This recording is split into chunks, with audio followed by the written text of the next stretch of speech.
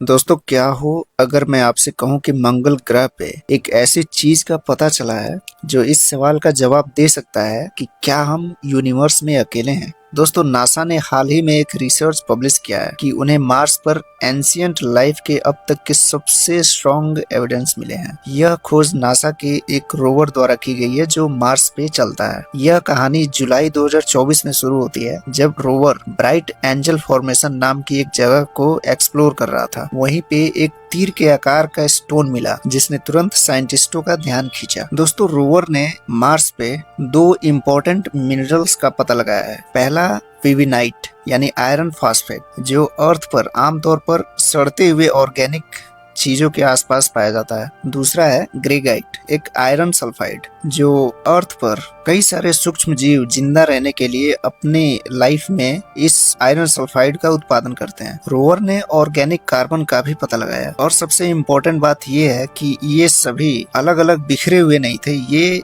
एक साथ एक दूसरे से कनेक्टेड थे, जिससे ये पता चलता है कि ये एक एंशियंट प्रोसेस से जुड़े हुए हैं। दोस्तों आप सोच रहे होंगे कि 14 करोड़ मील दूर एक रोबोट से हम यह सब कैसे पता लगा सकते हैं। दरअसल रोवर असल में एक चलती फिरती लेबोरेटरी है जिसके अंदर कई सारे इंस्ट्रूमेंट्स हैं, जिसमें एक है PIXL PIXL planetary instrument for X ray lithochemistry. ये एक सुपर पावर माइक्रोस्कोप है जो एक्सरे से कई सारी चीजों की बनावट का पता लगाता है। पिक्सल के साथ साथ एक और इंस्ट्रूमेंट शेरलॉक जिसका मतलब scanning habitable environments with Raman and luminescence for organic and chemicals. यह ऑर्गेनिक कंपाउंड और मिनरल्स की पहचान करने के लिए UV लेजर का यूज करता है। इन इंस्ट्रूमेंट्स ने मिलकर मार्स पे स्टोन का एक केमिकल मैप बनाया जिससे साइंटिस्ट को यह देखने में हेल्प मिला कि हर एक मिनरल्स कहाँ पे है और ये एक दूसरे से किस तरह से कनेक्टेड है। दोस्तों अगर टेम्परेचर 250 डिग्री फ़ारेनहाइट से ऊपर अगर चला जाए तो आयरन फॉस्फेट और आयरन सल्फाइड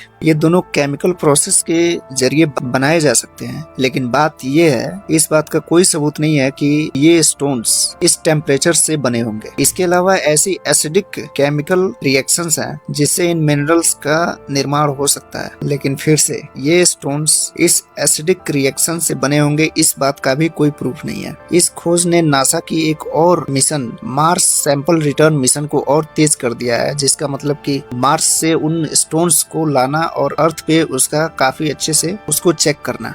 लेकिन इस खेल में सिर्फ नासा ही नहीं है। यूरोपियन स्पेस एजेंसी का रोसलिंड फ्रैंकलिन रोवर 2028 में लॉन्च किया जाएगा और ये मंगल ग्रह के पिछले किसी भी मिशन के कंपैरिजन में ज्यादा गहराई तक जाएगा, जमीन के नीचे 2 मीटर तक, क्योंकि सरफेस के नीचे का जो चट्टान मिलेगा उससे काफी कुछ पता चल सकता है। यहाँ एक बात दिलचस्प है, अगर एंशियंट लाइफ का प्रूफ अगर मिला तो इसका मतलब होगा कि अर्थ और मार्स पर लगभग एक ही समय में समान ऊर्जा का उपयोग करने वाले सूक्ष्म जीव मौजूद थे। दोस्तों क्या आप जानते हैं, हम हमेशा ये पूछते रहे कि क्या मार्स पर जीवन संभव है। एक सदी से भी ज्यादा समय से पर्सिवल लोवेल के द्वारा कल्पना की गई नहरों को लेकर 1970 के दशक से वाइकिंग मिशनों, स्पिरिट ऑफ अपॉर्चुनिटी, क्यूरियोसिटी और अब ये रोवर तक हर मिशन हमें एक जवाब की ओर करीब लाया है। इस खोज को इतना खास बनाने वाली बात सिर्फ यह नहीं है कि यह हमें मंगल ग्रह के बारे में क्या बता सकती है, बल्कि यह जीवन की हमारी समझ के लिए इसका अर्थ क्या हो सकता है। अगर एक ही सोलर सिस्टम के दो अलग अलग प्लैनेट्स पर लाइफ इस तरह से उभरा है तो इससे पता चलता है कि कई सारे यूनिवर्स में लाइफ मौजूद हो सकता है। दोस्तों ये आज तक के सबसे स्ट्रॉन्ग एविडेंस है कि हम इस यूनिवर्स में अकेले नहीं हैं।